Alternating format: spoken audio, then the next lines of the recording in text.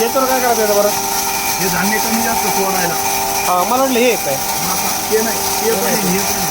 बंद करायला ते ॲक्ट्रो दिलेलं आहे तुम्हाला. ॲक्सेस सगळं जर बंद करायचं असेल डायरेक्ट इमर्जन्सी. हा बरोबर आहे. ते सोडून आई आहे ना तुला.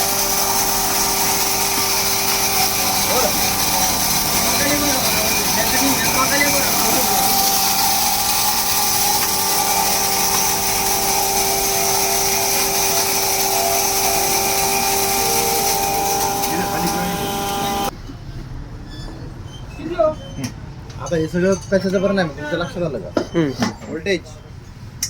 तुमच्याकडे व्होल्टेज नसेल, तुम्ही जरी थोडं जरी सोडलं तरी तुम्हाला असं वाटतं आईला कावर लोडवर येऊ राहिलं. हां इथं चांगलं आहे ना.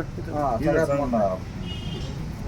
3 फेजवर तर चालत असेल ना. 3 फेज आल्यावर हेडवाडी दाखव. व्होल्टेज प्रॉपरच राहतं. 3 फेज नाही, 3 फेजला मोठा मारता लागतं. हा का